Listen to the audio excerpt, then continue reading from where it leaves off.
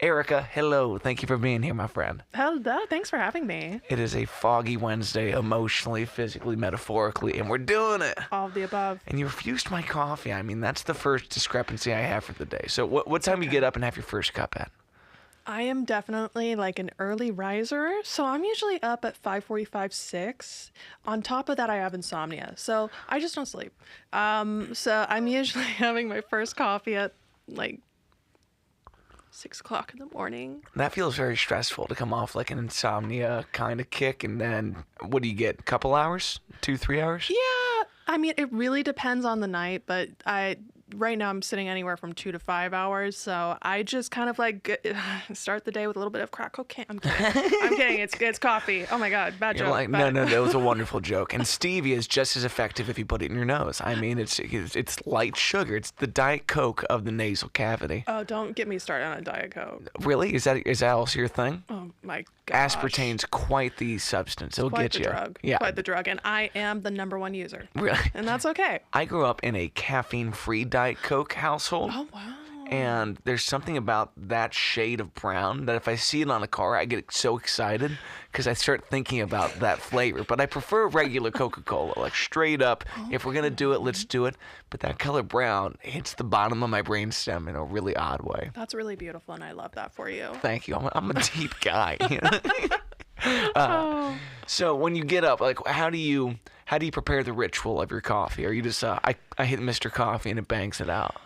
I am these days an espresso gal. I know it's really bad for my budget, but it really is like the easiest thing I can do. But honestly, I also have been grinding like my own beans recently and making it French press. I know that's really pretentious, but listen. If you don't It's tell me good. to do it, it's not pretentious. If you're just like, this is what makes me happy. But if you're like, listen, it's dog shit unless you do exactly this. It's like, well, now you're starting to hurt my feelings. Exactly. Wait, what do you do? What's your coffee thing? I'm a junkie, unfortunately. I went through a phase in my life recently where I was like, let's see what a pot, maybe 2 pots does to me. And I haven't stopped, and it's not great, but whatever, you know. See, I love caffeine. I can only tolerate a little bit. So this is kind of really, you're a superhuman. I wouldn't say that. I definitely tweak. Like, I get sweaty at some point, but Oh, no. it's just well, and this would transition us into one of the things I really admire about you is having folks that are well versed in many different developments of their own artistry, like what it means to be DIY.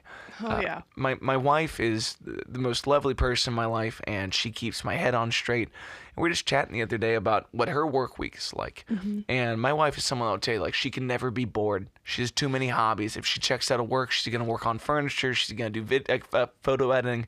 She always has something in front of her. And I feel like that is very much what it means to be a DIY artist that knows what they're capable of. So which of your many art forms did you run into first? I would say it was actually music, which is really funny. I started out, I wanted to be a classical musician. So I started on violin, and I had the craziest, the best, also sometimes not so great experiences playing classical violin. What age? So I started when I was around 4 or 5 years old. My dad actually was a violinist when he was younger, and I think he ended up getting a master's in it before switching over to something completely different. So I was really inspired by that, and I wanted to actually be in the orchestra. Like, being in a unit is really cool. You understand being part of a band, right? It's Absolutely. like that energy is really exciting. Especially on a monophonic instrument where well, I guess a violin's not really mono. Like, you can play multiple notes, but in most settings, it's like you are one small piece of the greater. I loved that. Yeah, and working up in the chairs. Like, I've never understood the hierarchy of an orchestra. So Right. how many seats are there typically per position? Per section, I want to say there's usually like 12 stands, 2 people per stand, so maybe like 24 players per position. And I think Per position or per orchestra? per like section. Oh. So orchestra is like the Cincinnati Symphony, which I worked for a little bit. How Yeah, fun. that's what I'm talking about. Loved it. Got that pension plan, dog. I love it. I had the best teacher I ever had with Jerry Itzkoff. Hi, how you doing? He was the best. He was awesome. He'd be teaching me like how to golf while we're trying to play the violin. I'm like, I don't know how this is helping me, but you know what? I see the vision. So I loved it. But anyway, being a part of like an orchestra and like working your way up is very political. And it didn't end up being my thing because when you have a concert master, you're essentially the leader. So you're kind of like leading and kind of almost setting rhythm at the same. I don't know how to describe it, but you're really kind of like setting the tone and like kind of taking people into the next phrase and things. So in the first chair, or yes, okay, first chair. Because when I, as someone that just works in like the bar band kind of gigging environment, you go and see something like that, and it's like you feel like it should be similar, but really it makes no sense. It's a whole different team sport, Yeah, the way it that is. instruction comes from the top down.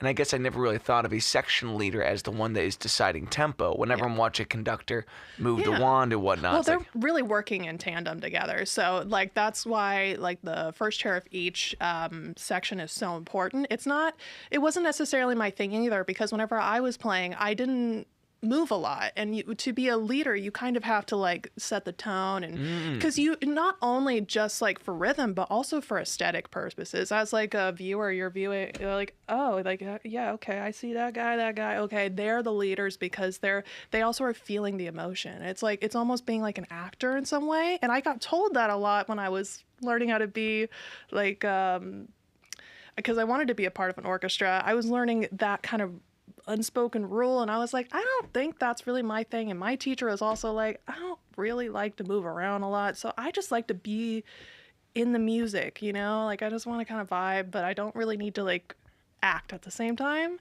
So I actually started school as a performance major, but I realized really quickly that was not for me. so you went from 4 or 5 up to college. Yes. And did you ever put down that instrument? Do you still play? I put it down when I was 18 years old, and something that I have in common with my dad is like once we put it down, we didn't want to pick it up again as a hobby.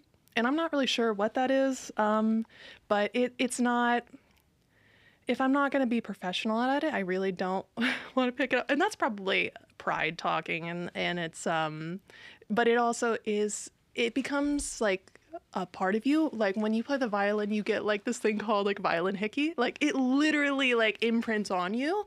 So it's just like once you pick it up again, it's just, I don't know. For me, I'm really scared to play it again. I had somebody ask me this recently. I'm like, do you still play? And I'm like, no, I definitely don't anymore.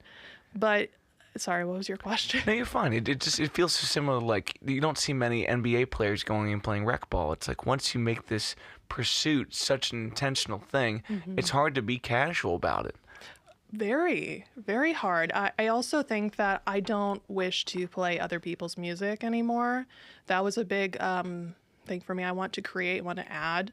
There's so much value in having musicians who play, some of the greatest composers in the world. I find like a lot of value in that. I think we always will, but I'm somebody who, I'm an INFJ, you see. So here's the problem.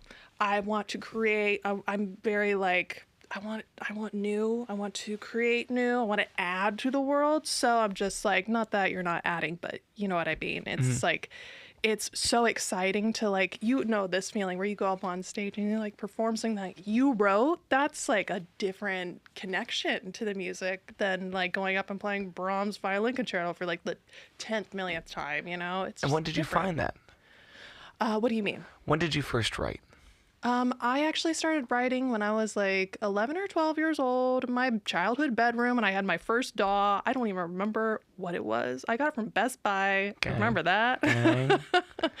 And so I was writing cute like little pop songs, like if you could call it that. And me and my friends would do that. And did you have like a chordal basis that you could do that underneath of, or were you kind of going between voice and violin, or did the violin never really touch this sector of your life? It actually touched a lot, and I would actually play on a lot of my friends' music too, and I've laid down like a lot of strings for them, but for some reason I just can't bring myself to do that for myself, which is very interesting. If it doesn't feel like part of your voice, it just doesn't feel like part of your voice. I guess so. Do you love multi-tracking against your own parts as a violin player? Yes, I do love that. My dad actually used to do that for a lot of like rock groups in the back in the day. So he would go into the studio and he would lay down like multiple tracks so it sounded like a whole orchestra, but it was just him. So that was also really cool, and it's really just kind of cool to see that connection come down through generations. I think that's always interesting. Yeah. So you were a little kid when he stops playing, and then what does he pivot into? So he actually he was in higher education leadership. So he was a librarian before transitioning into like being a vice president of a university, which sounds so bizarre to go from the arts to something so corporate, I would say. But for him, and my mom too, she was a pianist, and so she ended up going into librarianship as well. And she was a great professor, and I think what really helps is when you're a musician, you kind of learn to present yourself, and you kind of learn to act a little bit, which actually helps when you're a professor. Absolutely. I don't know. In a similar way, it is performative, and I think when you're a kid growing up, like you don't want to introduce it as a requirement. You want to introduce it as a freedom. There's something about whether you're a songwriter or you just get a piece of sheet music put in front of you where it's like, I can elevate this section by putting more than just the instrumentation into it. Now, what that is very hard to tell. And like the first time you do it, it's always subconscious. And someone says something was different about that performance, and just Wait, do you do like a lot of improvisation in your performances, or are you just like, okay, we play it by the book? like most of the solo show, especially with the looper and all that, most of that's gonna be like, oh, there's arrangements, but it's a lot of improvised solos and things like that, and weird harmonies. Yeah, I need to have that brain scratch. But it sounds like the people in your family, the most formative people in your life, are somewhere between left brain and right brain, and like, it's beautiful to see that expressed at a young age, that you can be a really talented musician, but also be very analytical. Yeah. Did you always kind of have that as part of your build? I definitely would say so. I think they did a really good job of teaching both me and my sister. My sister's actually in the Air Force, but she also went to school for art. So, Represent. we're just weird, like, people who kind of have these two parts of our brains that must be kind of, that scratch needs to be itched on both sides, which is really interesting for both of us, all of us. But I'm sorry, what was your question? No, you're fine. Now I'm distracted. How long has she been in the Air Force? Oh my goodness, for about 10 years? Did you ever think about it? No. Okay, cool. This is No. Listen, I have a problem with authority, so that would not be good. my drummer, one of my closest friends, just joined the Air Force as well, like last year. And I'm like, but we are so grateful that folks want to serve in the military, but it's like, how you wake up one day and you're like, we're doing this. It's just like, that's a different dedication. Oh, damn it. Hold on. That's my ma. Hey, Mom. Hey, Mom. Hold on. Let's see if we can put this on airplane mode. Struggle bus. That's the story of my life. And now it's not running. Damn it. Oh, sorry. Oh, no. It's okay. This just happens with it. Oh, it's an SOS mode. Oh, well, that would not be good. I wonder if that just displayed my passcode for my phone. Oh, I didn't see anything. We might have other issues for another day. Friends of YouTube, don't steal my shit. Good luck. God bless. Oh, no. Okay, returning to this. So, being a creative that also has kind of the analytical part of the brain, like, when did you start to see yourself developing some other parts of that skill set? Like, you're 4 or 5, someone puts sheet music in front of you, and it's fun, and you start to feel like you're capable of this. But did you find that the moment you start writing, you're like very organized with your thoughts and whatnot, or is it kind of a hot mess? Yeah, I am working on a new music project right now, and whenever I do a music project, I have a brief that I put together, and I think of like topics that I want to talk about. I think about colors that come to mind. I think of phrases. So I like the term like kind of controlled, organized creativity. Okay. So I showed this to somebody recently and they were like, "What did you go to school for? Like what is this?" And I'm just like, "Oh, this is how I have to do things or else I can't do anything." What did you go to school for? I went to school for international studies because I wanted to be a diplomat.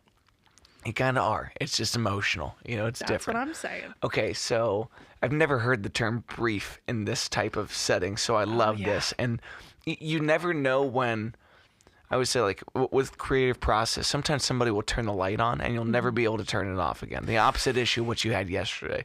It's just, you'll never be able to not look in the corner and see that something's out of place. So walk us through the brief as a structure for not only getting ideas out, but cooking them through that process.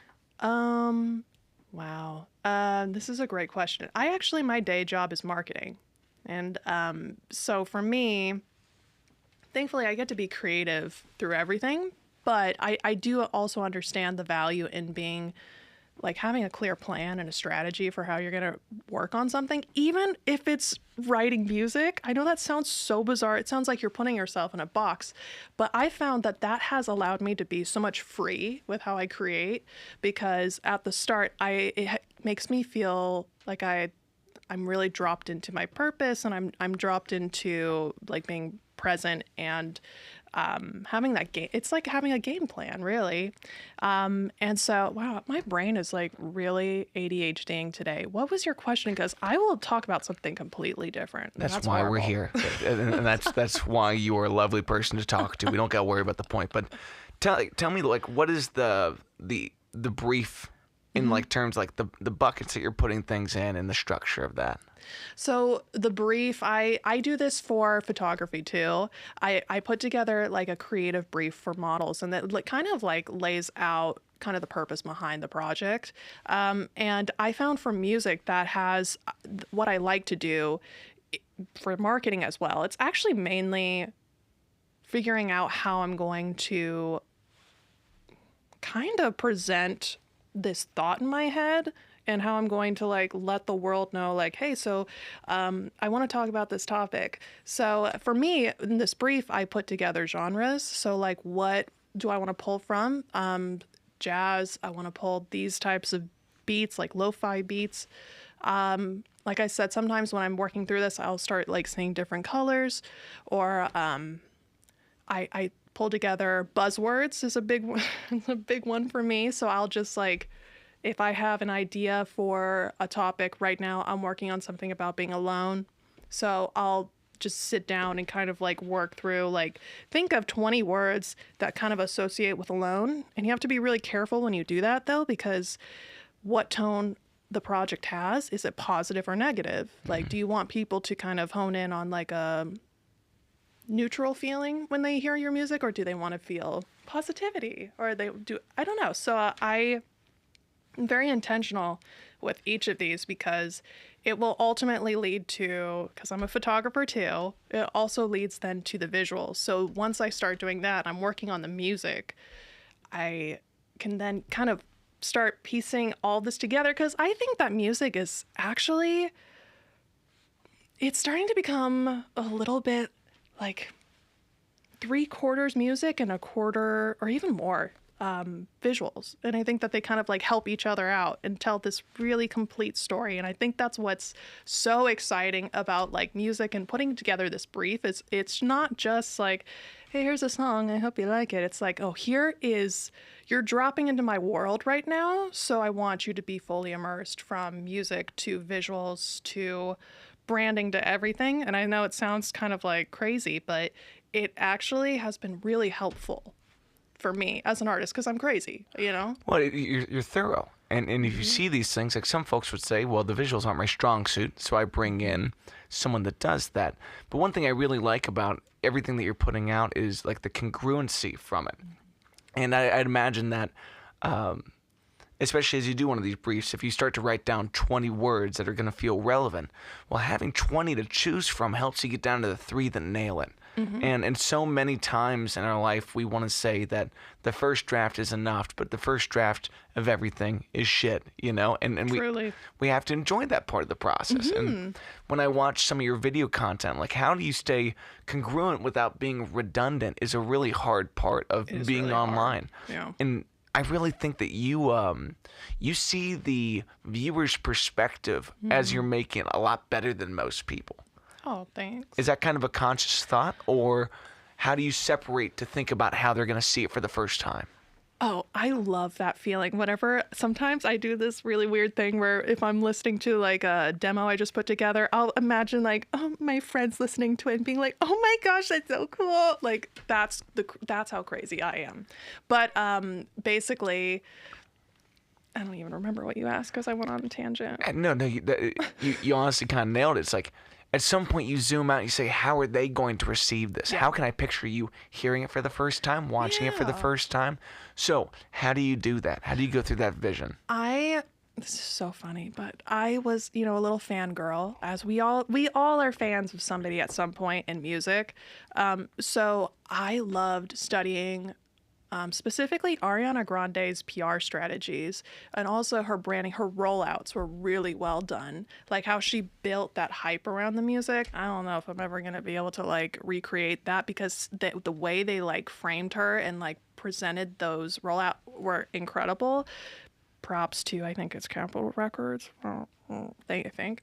But basically, I just like study other artists and what they're doing, and I'm genuinely a fan of these people too. So it's just like, how it makes me feel is something I want to recreate in other people when they see my stuff. And so that's kind of what I've been doing to, like, I just really want to view everything as a consumer as well, because we're getting so dumped on with like all this content. I'm like, is this really adding anything to the world at all after a certain point? Like, do you really need to see me lip sync to my song again? Probably not, but Yeah, but there is an element that I had a guy named Joshua Powell on the show a couple weeks ago, and Joshua is a phenomenal educator in the indie DIY space. He teaches lyric writing at a collegiate level, while also being in some kick-ass rock bands based out in Indianapolis. Just like a good dude.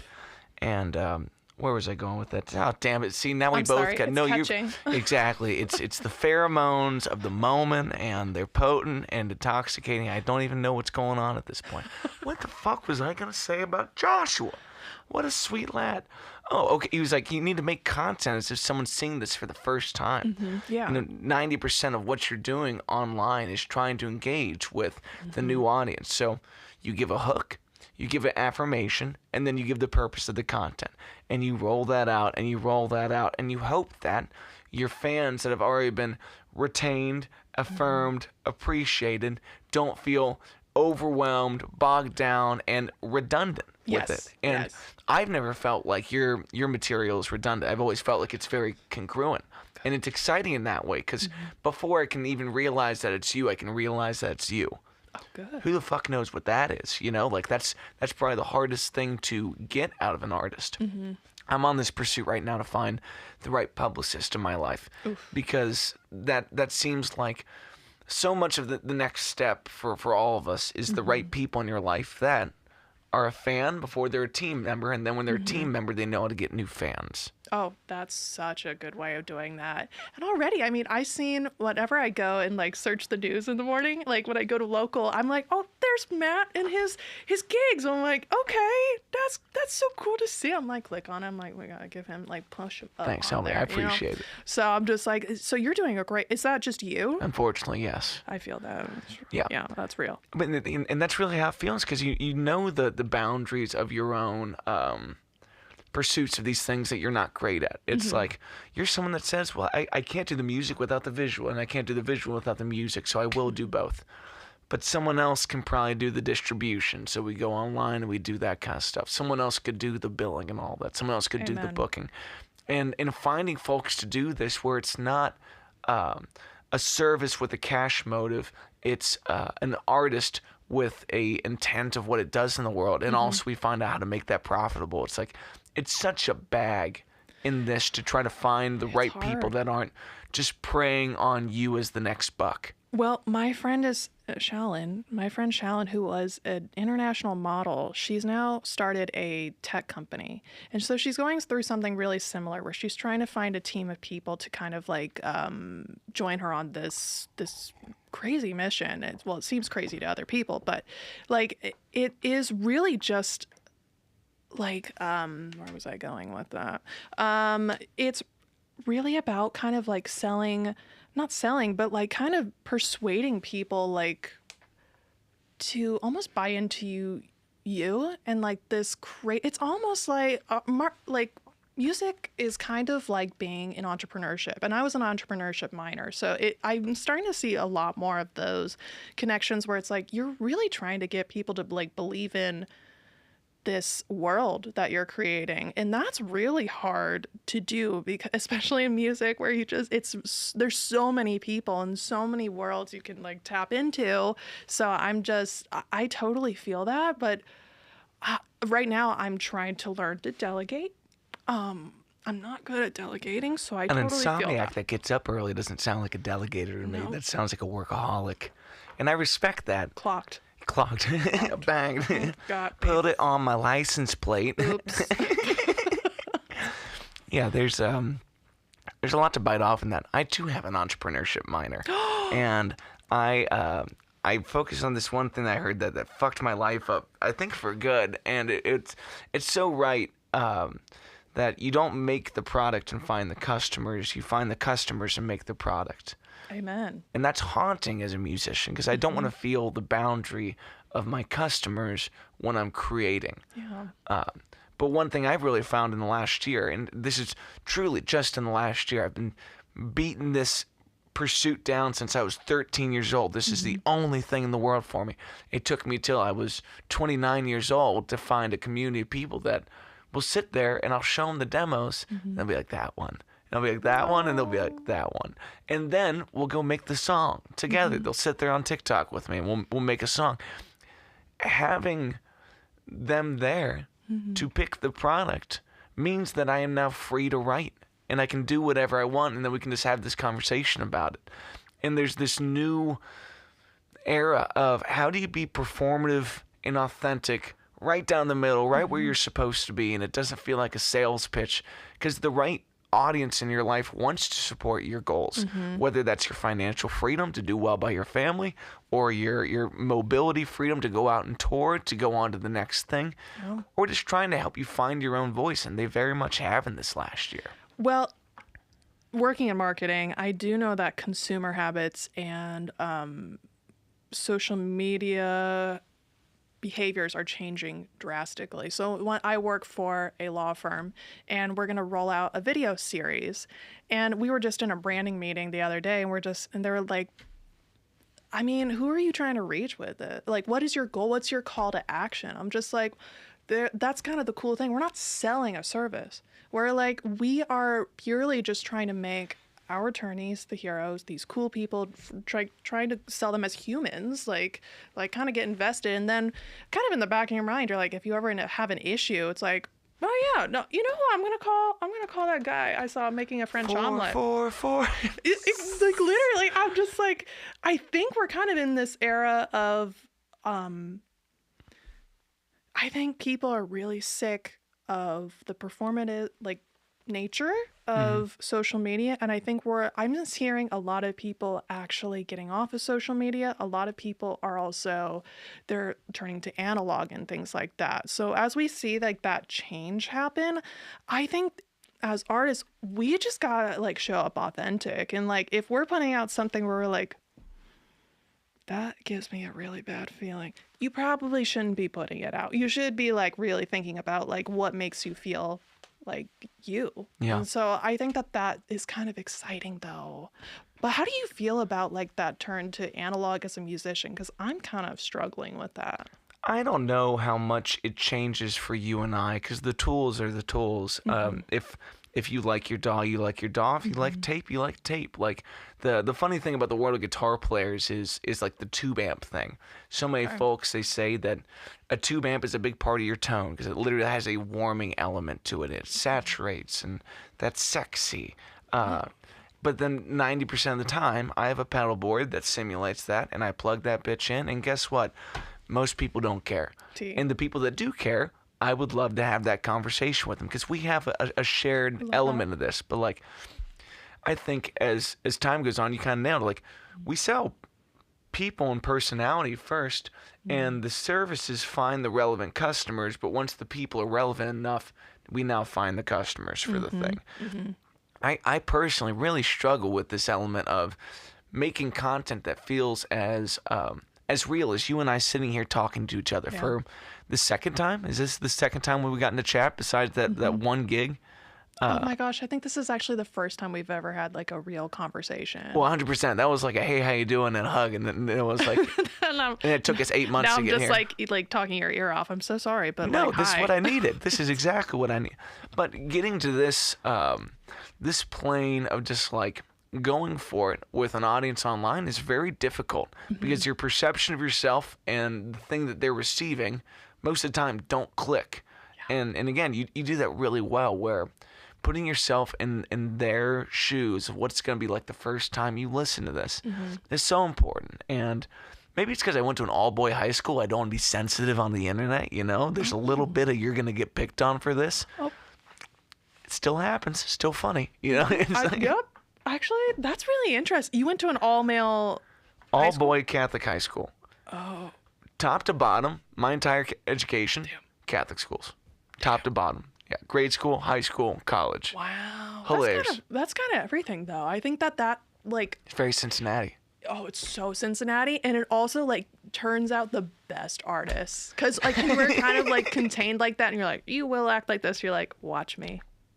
And I didn't feel too much of the boundaries of it. It's just like, oh, it's just a different educational background of it. like that. I'll use it for what I want to use it for. It's my belief system and how I implement it in the world. I'm a pretty happy guy, you know, but no one needs to share your answers to have their answers. That's a bunch of horse shit.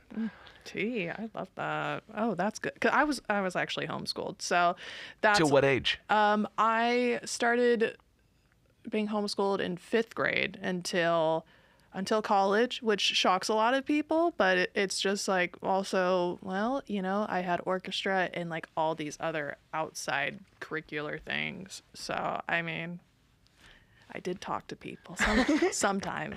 Well, so. my Emily was homeschooled up Was until she college. really? Yes. Okay. See, the best people are homeschooled. I think some of the most potent people you will ever meet are homeschoolers. Exactly. I actually just I am now working with like a cinematographer. Oh, why did I turn Boston? That was cinematographer. Like what? You had one of those blips a sorry. little bit earlier when you said your teacher's name. What was his name again? Jerry Itzkoff.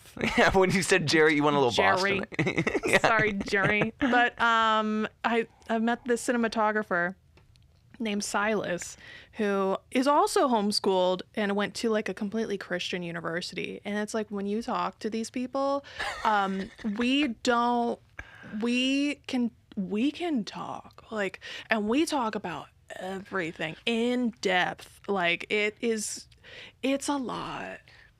Well, there's a privacy and there's an exploration of that, similar to what probably the Montessori, aspect of, like Right. a teach yourself kind of element, where I only learned to the boundaries of what my education required, versus a lot of homeschool folks learned to get out of there as quick as possible, and most of them flew through that. My wife taught herself organic chemistry.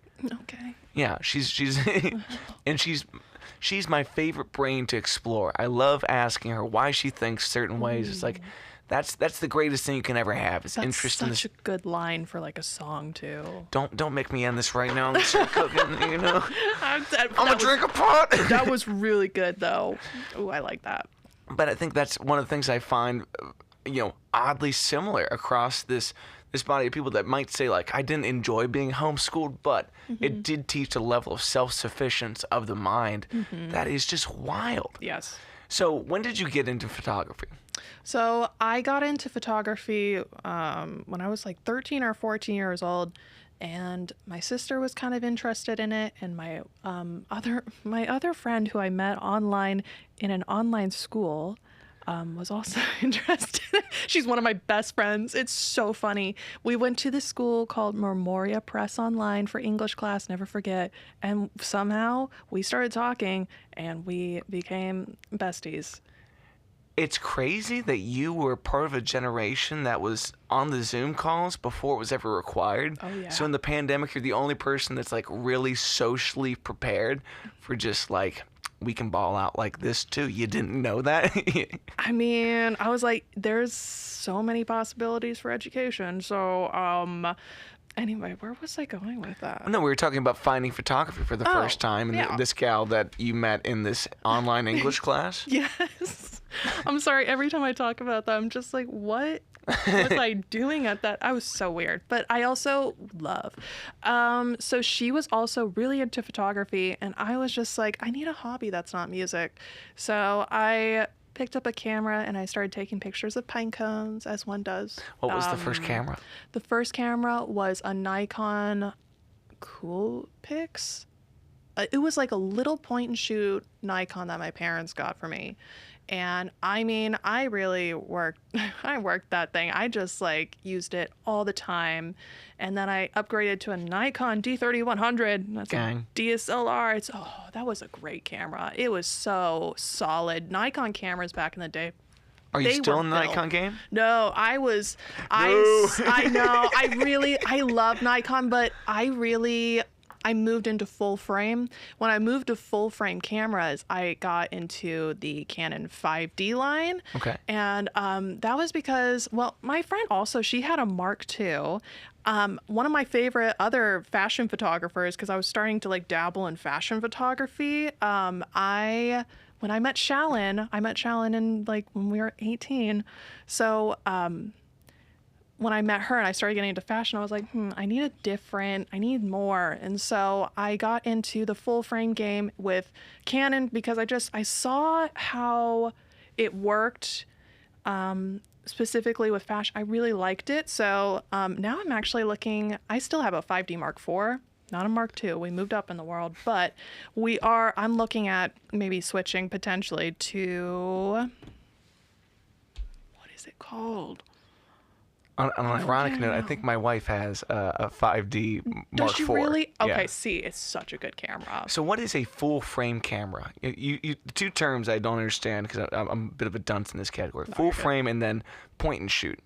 So a point and shoot is like, like those little handheld cameras back in the day where they'd like, how do I explain this? They're just like, you take like with your MySpace pictures or whatever, like just really easy. You whip that guy out, and then And it doesn't have like focus options or exposure options. Okay. Nope. So it's pretty much just like it's dumbed down. This is a one stop. Yeah. Okay. Yeah, we're very, very basic. The next step up from that, I would say, is like a crop sensor.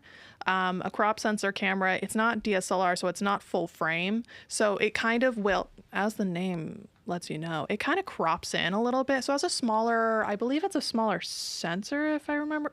I'm not really good with like details like this. I'm sorry. I'm not very technical in this aspect of my life. I'm gonna bring up crop sensor around farmers and assume that this is where this They're falls. gonna love Yeah, that. I really don't think this is. It does not make sense. It doesn't sound like it should be a camera. Or we can talk UFOs with that. Like it'll slip into my jargon in a way that's not. This was the problem with them being in nursing. She would say words to me, and I would just use them freely without really understanding what they meant. Oh man, I would be really bad about that. It's a love language. I'm the kind of guy that's like, if it's more than 3 syllables, I don't need to know what it means. I'm gonna drop it on somebody and make them feel stupid, Yeah. Gang. Yeah, exactly. That's kind of the whole So, thing. are you crapping my sensor right now? Like, what's going on? So, like, it closes in a little bit from what you see from the so rear view. if you have like a specific lens on there, it's usually like a fixed lens, which is like it doesn't zoom in or out.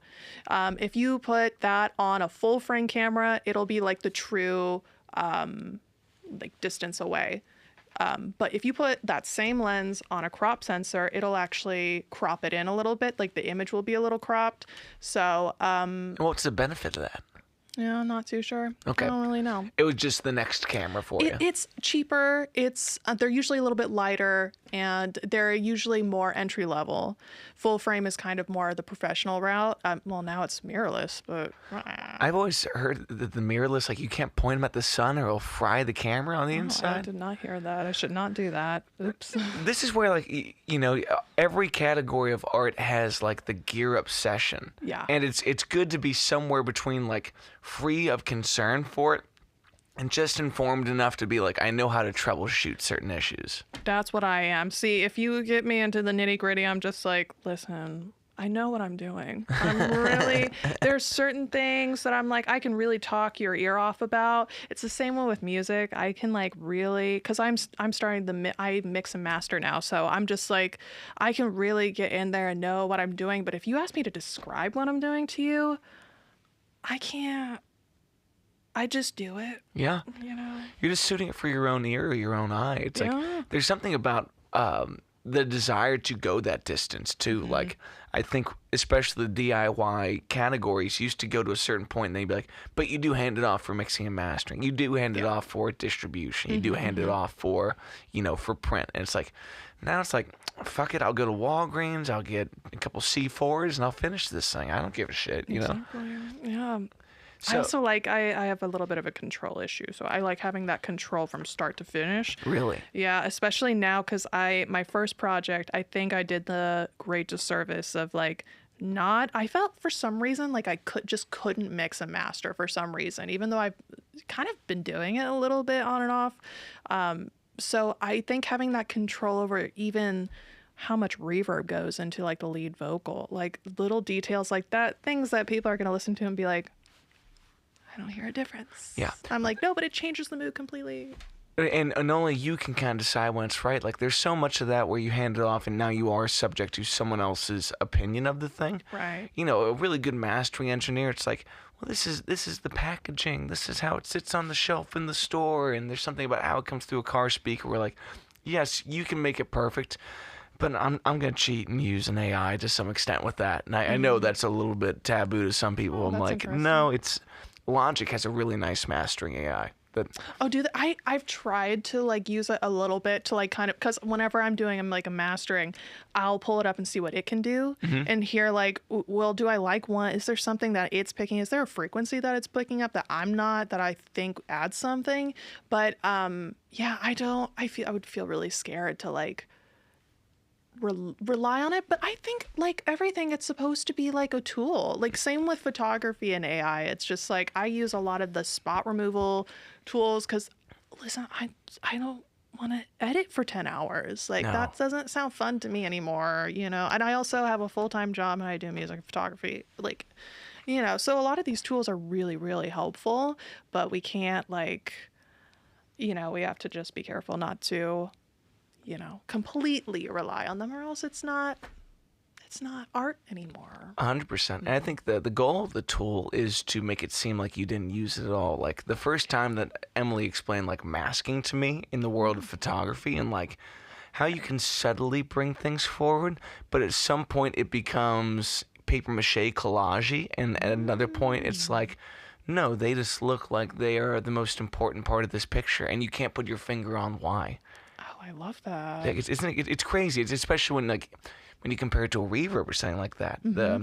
That difference between, do I put the reverb on the track? Do I put the reverb as a bus? What does that do to the room that I'm in? Exactly. You know? Yeah. I remember when I was like first starting to mix and stuff, and my friend came over and like looked at my DAW and was just like, oh my gosh, she put reverb right on the track and like you need to bust it out. And I was just like, oh my God, I didn't bust it. What the fuck is bussing? What's a bus? And then you smack a bitch, you know? Literally, I was like, I just love it when they like, instead of like presenting it in a way that's just like, oh my gosh, did you know that you could do this? It's just always like, you didn't know how to do this. It's like, oh my gosh, I could not do that to somebody else, especially in art. Yeah. Well, there's a weird distance between what you think they should know and what someone starting off knows. Yeah. And like, that's one of the things I admire most about friends that teach lessons. Yeah. like the ability to sit there with someone that is picking a string for the first time and to share in their excitement about that kind of thing. And if you get this moment to look over someone's shoulder at their work that is precious to them, Yeah. and instead of going for the shared excitement, you go on the shit on their process. It's like, oh goodness, you just burnt my bagel bites. Like, you are bad news, dog. Yeah. Like, I think it comes from, and I'm reading this great book called The Courage to Be Disliked. And it sounds like a self-help book, but it actually is all about this form of psychology. I think it's like Adlerian or something like that. And it really talks about how we are not in competition with others. And I think people kind of come out when they view your stuff like that. I think they don't think they mean to do it like outright, but I think in a sense they feel a little bit of competitive. Even if they don't know it outwardly, I think that, and I'm subject of, like, I have done this too, where I look at some of my friends, I'm like, oh, I'm in competition with them, and I like talk them down in my head. I'm just like, girl, no, that is, you really have to like be careful to like pull yourself back and be like, we're not in competition right now. And I think a lot of people, when you show them your art, and if they are a fellow artist, sometimes they can look at it as just like, oh, like that's just not. yeah. Do you think there's a healthy element of the competition, though? I think so. And how do you turn that on and turn that off in those moments? Because it is like, it's a psychological switch of this is serving me and this is not. Oh, that's a really good question. I don't think it's necessarily competition though, because I don't think competition would mean we're in the same game, and it's not necessarily that we're in the same game, because especially when we like make our own music, it's so deeply us. Like I just think that it's more like pushing ourselves to like be better and like kind of just like yeah, maybe competition is not like, I don't know. I like going into a session with people who have very, like, not a lot of ego. And the reason why I love that is like, you just come in there and you can create some of the best music because it's just, there's no competition. We're just, the only desire is to like create something amazing. And like, I don't know, but we're also all human. So, and that's something I'm really struggling with right now, is just like, how do I pack that up and like not just be lying to myself that like, oh, I really support this person, I really do, but in like the back of your head you're just like, I don't want them to do well. Like, it's so annoying. Yeah, I don't want them to do better than me. Yeah. Yeah, that. I'm sorry, this is way too real. No, people are gonna be like, we hate her. No, that's the nicest thing you could ever do is admit that to somebody. Mm-hmm. You're doing so well that for a few moments I wish that I was you. Yeah. But then I realized that I couldn't be anything but where I am. And then I started celebrating you, and then I wanted to learn from you, and that brings a level of admirance, and like then we can get somewhere with this. Yeah. But it is sickening at times, you know. Like I one of my favorite things that I've ever gotten from yoga is this element of just, you are not your thoughts. Your thoughts are just part of the mechanism of how you survive and interact, something between your soul and your rationale. And you're welcome to explore thoughts that don't define you, and then to move on because they don't serve you. Love but that. to try to kick them out and deny them, well, now they will fucking haunt you. Exactly. Yeah. So I'm just like, I totally get that. I mean, do you ever have like that struggle where you're just like, why do I feel like, I don't know, maybe it's just also different with men. I just don't know. Sometimes, like, I just am very curious to know other people's experience with like competition. I think men have that that need for restless ambition for somebody else's approval. Oh, typically, like, if the prize didn't have somebody cheering, then I don't really care about the prize. I think that is part of the sickness for that part of some men's brains. Interesting. And I think for a long time, especially in my childhood, I was a bit of the green-eyed monster. You know, it's like very envious of other people, very envious as the youngest, wanting to have what other people had. Yeah. And I don't know how she did it, but my Emily diffused a lot of that in my brain. I think just because she was not, she wasn't that way to me about things. Like one of the odd things in this pursuit is all we do is vie for people's attention. Yeah.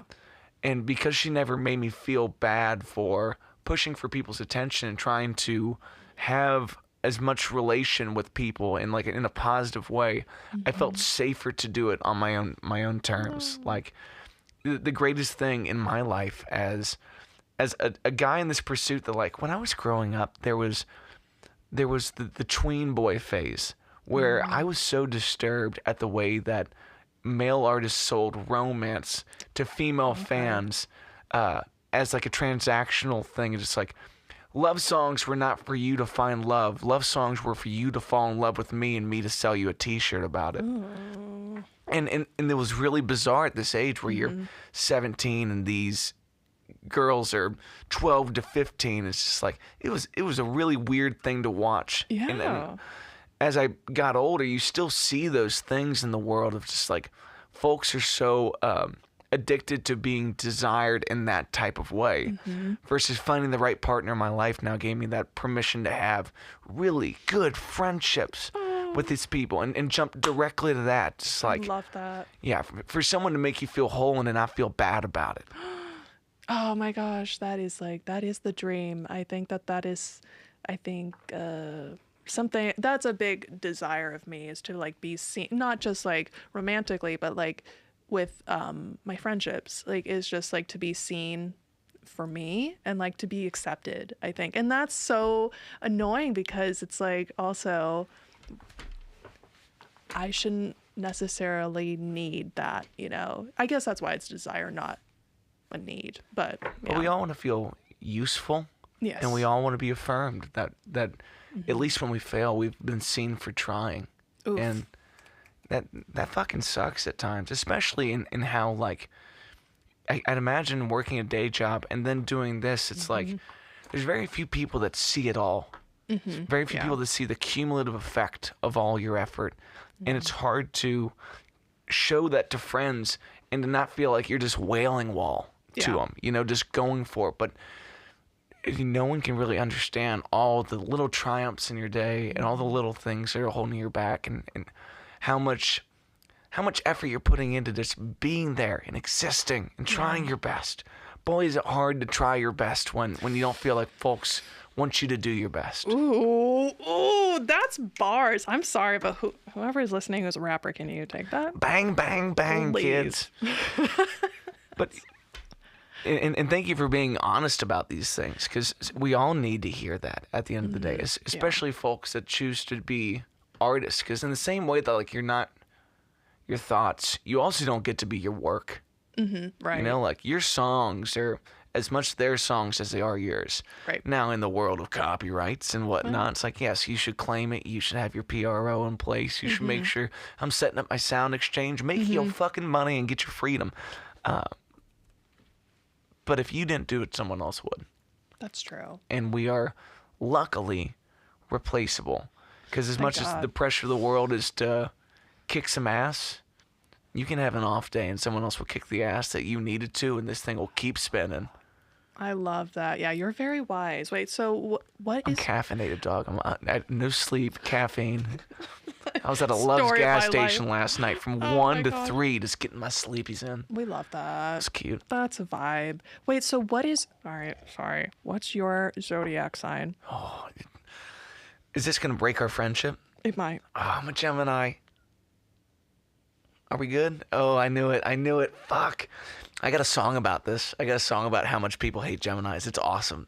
Oh, dude. But here's not the song, thing. how much people hate Geminis. I'm starting to like Geminis a lot more. I work with a Gemini. Hi, Anne. Anne is the best. And I think where Geminis actually go get misunderstood is like, you guys are very wise. I have learned that you guys are very talkative and you're very wise, and that sounds weird, but to say that, but like you kind of want to know like people, and you want to know, you genuinely have like a thirst for knowledge, which I think I'm really starting to like about Geminis now.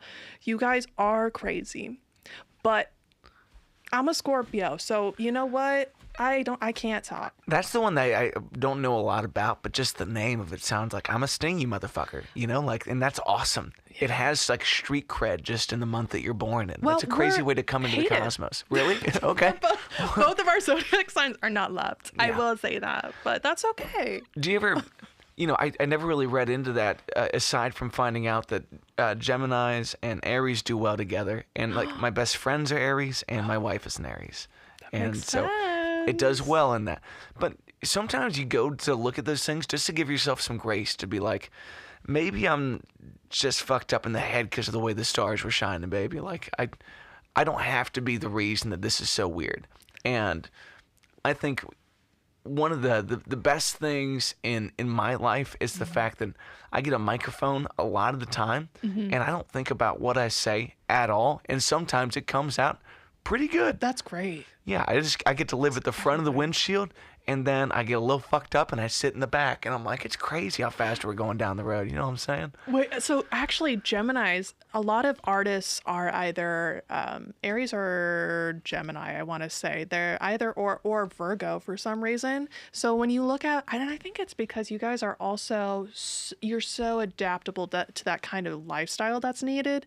So you can kind of like, you're like, all right, well, I'm going to go and be at a gig until, 3 o'clock in the morning. I'm going to be sleeping out the loves, like you guys are kind of a little bit more adaptable than a lot of other signs that are just like me. I'm a Scorpio, but I'm also a lot of Taurus. So I just like to be sitting, eating like that. I'm so passionate and so fiery. And then there's this other side that's just like, but like mac and cheese.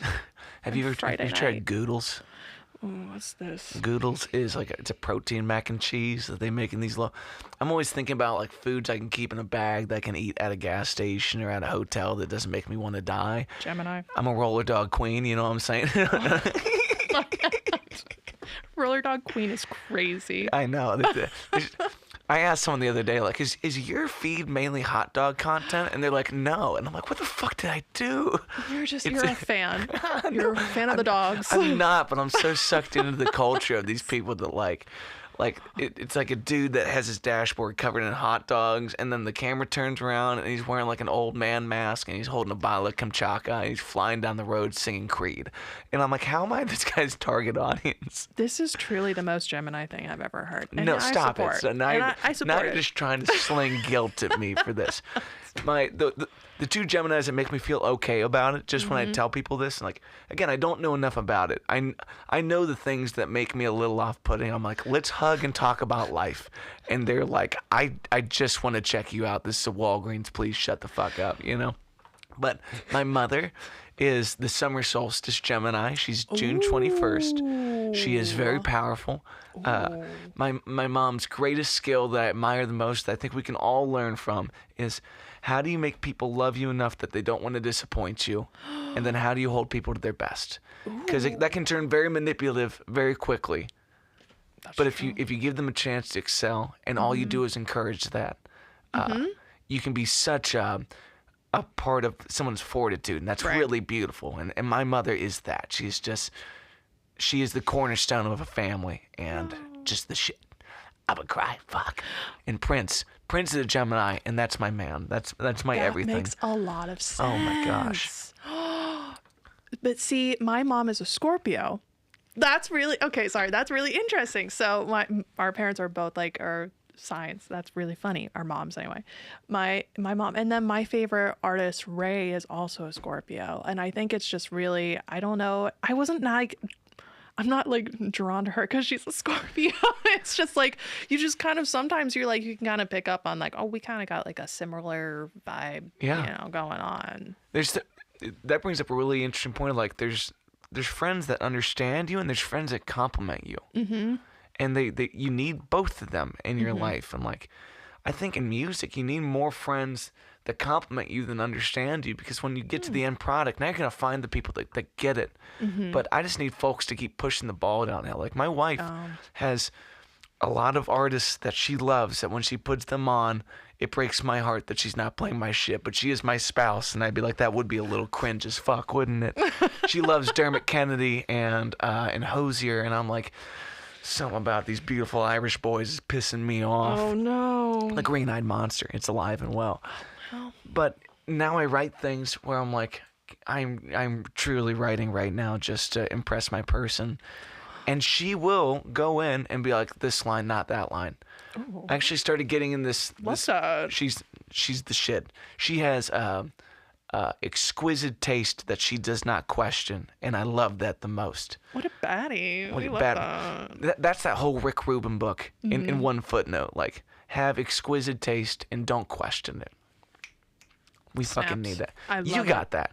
You 100% got that. That's why shit lands, and it's like, even if it's not how I would have done it. And we as artists always look at things like, how can I adapt the things that I love about your content into what I'm doing? Yeah, that's smart though. Yeah. I do the same thing with you too. I think you're a great example of like the way that you use like this podcast and the way that you just your music and the way you promote your music is really, really smart too. I liked what you did. I think it was Book Club. That song, the way you kind of did, oh, that was really interesting. I was following that like, that's good. That's good. What can I do with that like that? You know? Thank So you're doing a great job, by the way. I'm just trying to keep my head above water. But it's, Same. you know, the number one reason I have this platform and I have the Songwriters Night is because I need friends that get it. That really get it, and I feel so blessed that this is the only job that I have, but it brings such a level of admirance for folks like yourself. They're like, I'll kick the door down 7 ways to Sunday, and when I get up tomorrow, I'm doing it again, because not everyone has one way to scratch all the itches in their life. Right. It's like you need a hobby that keeps you healthy, one that makes you money, and one that keeps you fulfilled. And those can be 3 to 100 different things, and it doesn't matter just as long as you go for all of them. And you go for all of them. Oh yeah, maybe a little too much to my detriment, but you know, Insomnia sucks. I mean, it's not great. It'll get better, but it also is just like you actually don't know how important sleep is until you don't have it. especially for your heart. Ooh, it's not good. But I mean, that being said, you know, I'm still young, knock on wood. So How old are you? I am 28. Okay, cool. Yeah. So yeah, you're like what, 30? I'm 29. Oh, okay. See, we're the same age. So it's like We're right there, dog. yeah, I mean, like, here's the thing. Everybody, I don't think that life really starts as an adult until you are 30. That's my theory. I think when you're in your 20s, you only have like 5 years where your brain is developed. And the other 5 years, you're trying to undevelop your brain with substances you just found out about. Isn't that neat? Blueberry Svedka. Wow. I know. I like did the whole drinking thing, and I'm not gonna lie to you, that's not for me, dog. Stop drinking completely. No, I'm reshaped that a little bit. Now I'm kind of more like a wine girl, but I'm not trying to like get drunk on wine. You know, I'm trying to like savor it, enjoy it, and be Yeah. like, all right, that's good. You know, but I don't need to drink the whole bottle. I took 2 years off of drinking, and I came back and I was like, okay, each one of these is going to get their day, but I'm going to wait to mix and match because I want to appreciate these things for what they are. Exactly. Nothing had a higher ROI on taking time off than a glass of red wine. Oh my God. The euphoria, the class, I felt like my mustache grew 3 inches in that moment because I was reaching my peak as Gandalf. Like I felt like I was, it was a moment for me. Well, actually, my record label is literally called Red Wine Girl Records. That will change when I get older. It's an awesome but name. as like a young woman, I'm like, yeah, Red Wine Girl Records. You know, I love the red wine. So I mean, for me, there's just something.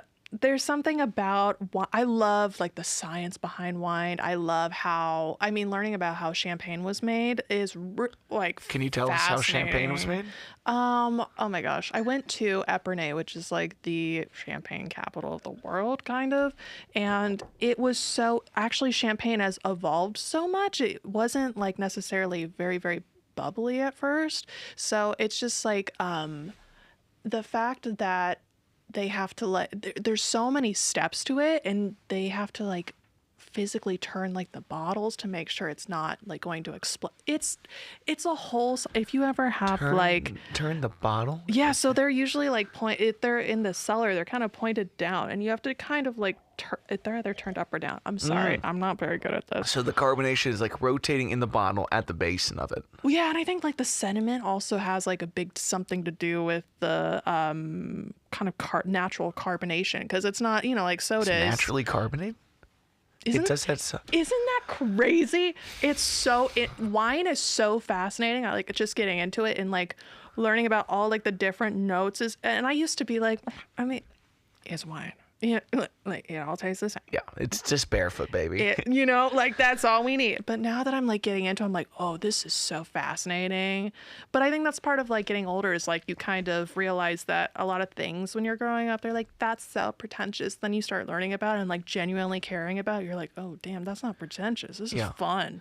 There's you and I need to go have a musical experience, and I'm going to ask for some custom curation on this. Do you know Miss Lauren Elise? Lauren Elise. That sounds really familiar. Before you leave today, I'll make sure I pull it up. Lauren Okay. Elise is one of my favorite Cincinnati artists. She's an absolute angel of a human being. She's also is a term sommelier. Ooh. So she's high class and gets it. I'm like, I want to go to a tasting where every song on the set list brings out a new glass of wine that is handpicked for that moment. I wanna dress nice. I want to grow my mustache out. I want to shave the rest of it, clean shave, high button. High waist, no belly button. No. Sorry. I was just trying to get you to break because you were shocked. I was like, I'm going too far with this. But a show that is paired with wine by the artist who can partake with you. Like, how lovely does that sound, top to bottom? And that is such a good idea. She's the only one that could do it perfect. And oh my gosh. In my humble opinion, she is perfect. I love you, Lauren. You're the best. Okay, She's one of my Lauren, favorite. Hi. We're going to make this happen. 100%. And do you know Dev Marvelous? Oh my gosh, I know nobody. No. You're going to love these people. And here's the other thing. The reason, I did say this. Okay. The reason this show exists is so I can spend time with people that get it. The other reason is we have these groups of friends that we can extend to each other and spend some time around. And like, people don't understand that Cincinnati is not to be fucked with. Ooh, T. Gang shit. Love it. I will burn your city. You know, no, my bad. The Gemini, the nasty side of the Gemini came out there. And you know what? I acknowledge it. Nashville's sewers. I'm not mad about it. Yeah, you can keep that going. I know. That's Bachelorettes so have flooded their sewers, and they no longer have the thing. They don't. We have the sauce. I think that's one of the like reasons that I keep like putting off like doing my stint in LA or like a bigger city, because I lived in Seoul for 2 years. So I lived in Korea for 2 years, and I loved it. I loved that energy. I learned a lot about fashion photography. I wrote a lot of music there. The problem is, when you come back, you always come back to Cincinnati. What? Always. You did it. I never left. I never will leave. That's one of my holdouts, and thank God I found a Cincinnati girl to fall in love with, because so she's not dragging me out of here, because that would have been a bad sitch. Oh. Why does everyone come back? Well, I think a lot of people, they have like ties with family and stuff. My family actually loves Texas. They're in Texas. So why did I come back? I came back because there is something so nice about, there's something really unique about this city that I'm sure like everybody at their city's like, my city's like is so unique.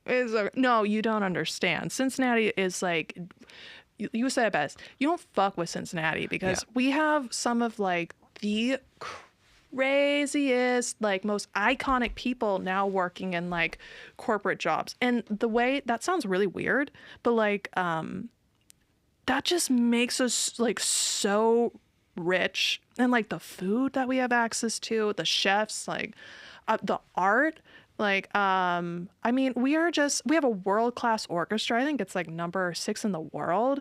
Like we have all these world-class art institutions, and they're all like a 10-minute drive away. Like we have all like these wonderful things right at our fingertips that you're just not gonna find at another city. I always tell people we have a dirty little river that loves you back. Huff it, see what happens.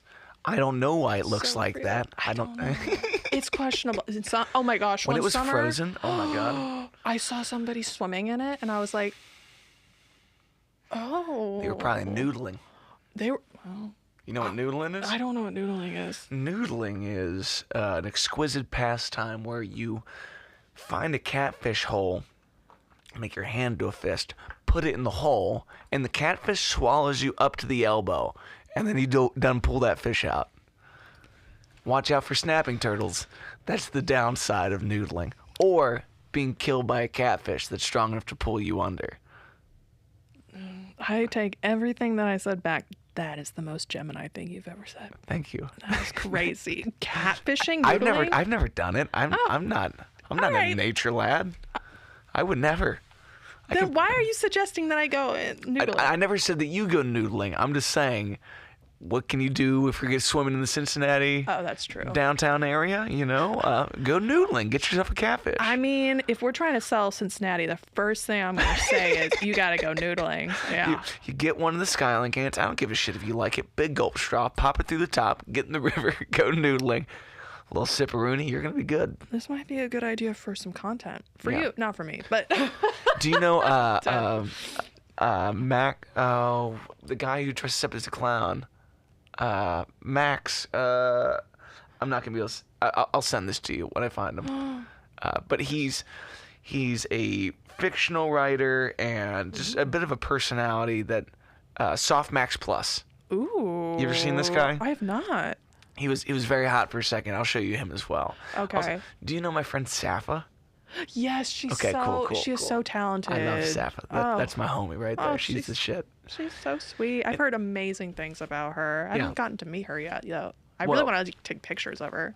We should have you do I do one monthly muse a year that's strictly for folks that do like pop production, not Okay. specifically pop, but they do track kind of singer-songwriter performances. Because so many folks, it's acoustic guitar or piano. It's like, I want to have nights where it's just folks who do that style of production. Ooh, So, okay. yeah, let's put you on that. Let's get I would that done. love to. It'll probably be October. That's okay. I need all the time I can get. The other, The other thing that's odd about Cincinnati is we have so many great artists, and I don't think the public has grown to love them the way that we love ourselves. I think that's the most Gemini shit that I could say today. But there's a bunch of bad motherfuckers in the scene, and There are. the greatest thing that we can do as artists is diversify the value proposition to folks that have decided to take a risk on you. If you're somebody's favorite artist, guess what you have an opportunity to do?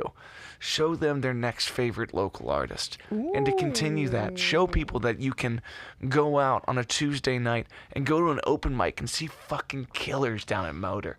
Or go do I it on Wednesday. know. It's bizarre. My buddy James Dapper on Instagram, he's been trying to get me to go. He's like, you gotta come out here. The energy at like seeing music live. I'm like, I know, but like, I want to be in bed. Like, I'm not sleeping, but I want to be in bed at like 9 o'clock. He's like, no, it starts at 9 o'clock, Erica. Yeah, like, you got to make the gotta chance go. for it. I know it's gonna happen. I'm so excited because I also want to go and see like an open mic poetry night because I also just think that would be really interesting. Motor has a really good one as well.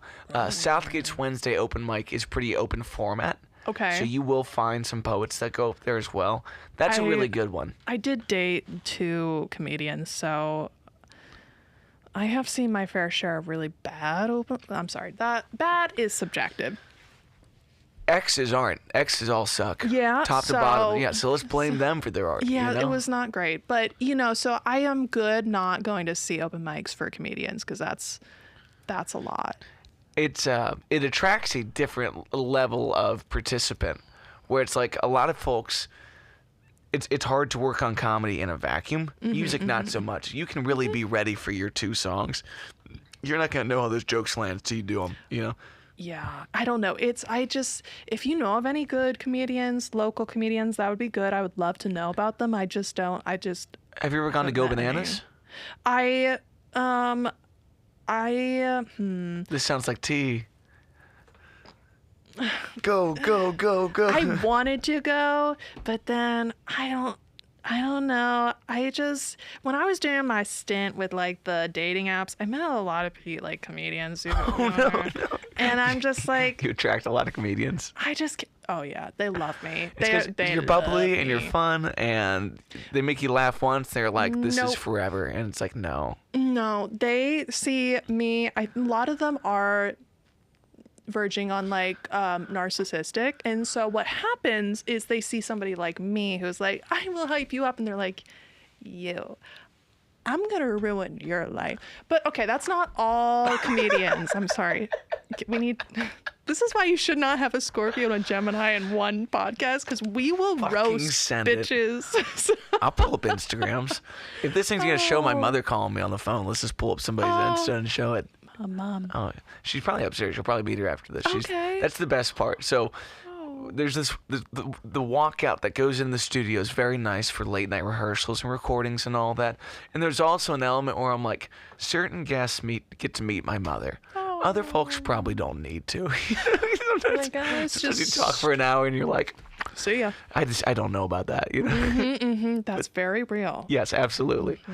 Well, my mother is the ultimate welcome in my life is if my mom likes you. You know, and all the band knows that. It's like she cares has for a to. lot. Yeah, she has to make sure there isn't any funny business going on. 100%. I mean, she's run some folks off, and that's awesome. That's it good. Really is. That's actually great. My childhood best friend, her mom is also a Gemini, and she is, She don't fuck with you. She don't fuck with you. Yeah. I love it. Yeah.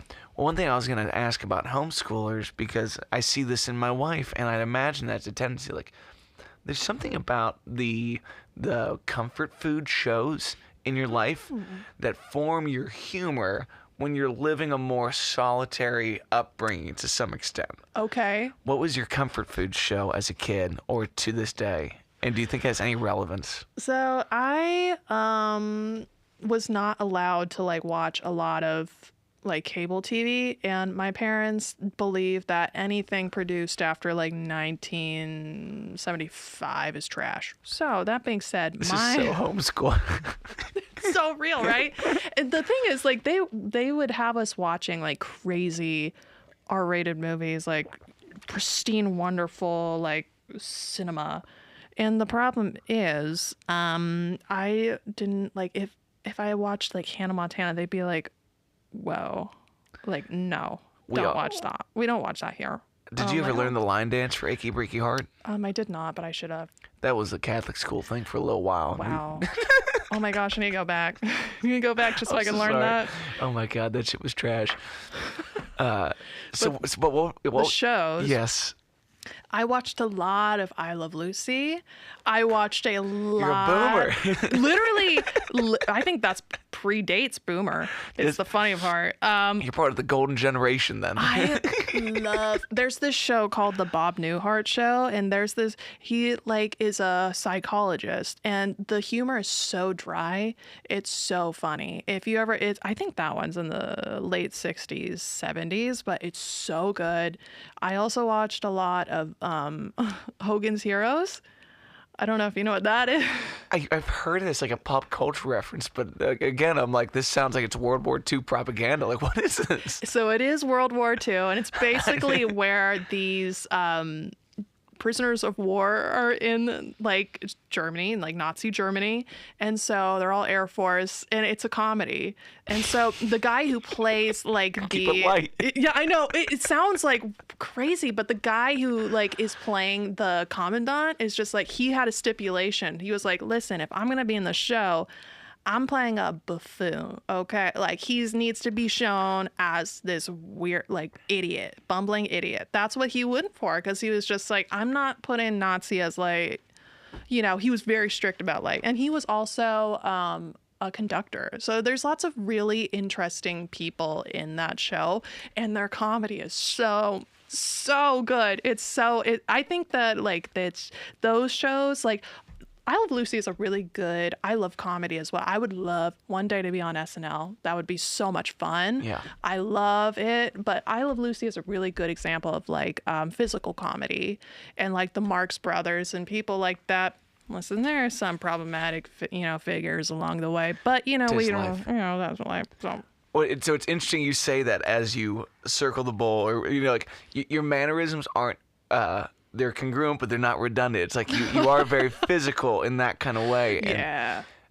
my wife is a product of 90s sitcoms, and once I started listening to the laugh track in her head, then I started to understand the jokes that she puts out there.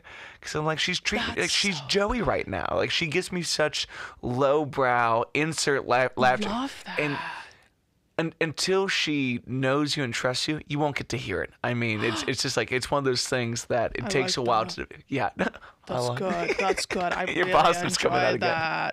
that. But it's you learn so much about somebody by letting them be playful as that character, and if they're not being that, then you haven't earned their trust in that kind of way. Like, That's real. Wait, what shows did you watch growing up? I'm feeling like a boomer. you want to know what my personal spirit animal and a huge definitive character in my life is John fucking Stamos.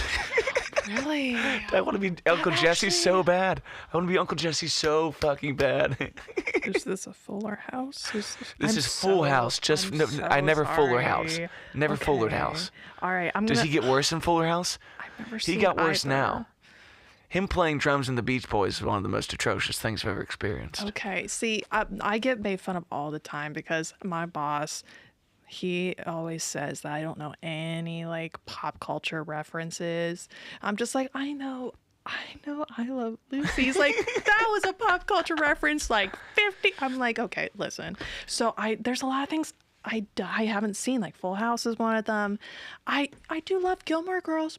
Gilmore Girls. I didn't get into it until Em was like, this is what we do in the fall now. And I was like, She's so right about that. now I'm 8 years into Gilmore Girls, and the season appears with the weather, and it's fucking pumpkin spice, and we're sitting. What's the name of that diner? That diner's my shit. What's his name? Yeah. I did just realize. Okay. Based on this conversation, this has been lovely. And as we start to wrap up, is there anything that you want to promote?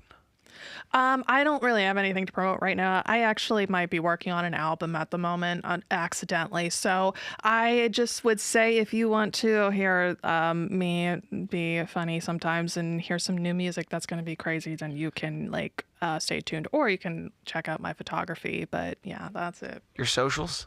It's just Erica.Almquist for all photography. And then like for music, it's officially Erica with a 0. 0 officially Erica. Thank you for keeping the branding consistent. That's all that matters. Trying my best. We got to go to the diner that's in my neighborhood. You, me, and the wife. You'll love her. Okay. And that is our Gilmore Girl hideaway. Okay. Our I preferred trust you. waitress, her name is Cheryl. Cheryl. And love she it. likes to go to the casino and drink with the old ladies. She's like, they'll drink you under a table, but we always they win will. money. I'm like, that's what I'm fucking talking about. Can we join Cheryl? Like. I ain't ready for that. Oh, okay. All right. We'll At give my it some gig time. last night, they tried to get me to throw some dice, and I threw them immediately off the bar. And I was just like, I'm not coordinated enough Oh, for yeah, this. I no. don't like to gamble. No. I don't like the social pressure. I don't like losing money. No, It's not my favorite. It's silly. I play shitty requests for cold hard cash. Okay, like I am. I love that. Yeah, 100%. You want your Wonder Fuck it. Whale? I'm gonna charge you $25. See, that's good. Actually, I think I played Wonder Whale for free last night. I got fucked. I gotta go. I gotta go fight somebody. Oh my god. Suing. This has been lovely. Thank you so much for coming over. Thank you so much for having me. Come back anytime. Friends, Erica, we'll catch you soon on the Weekly Wave. Peace.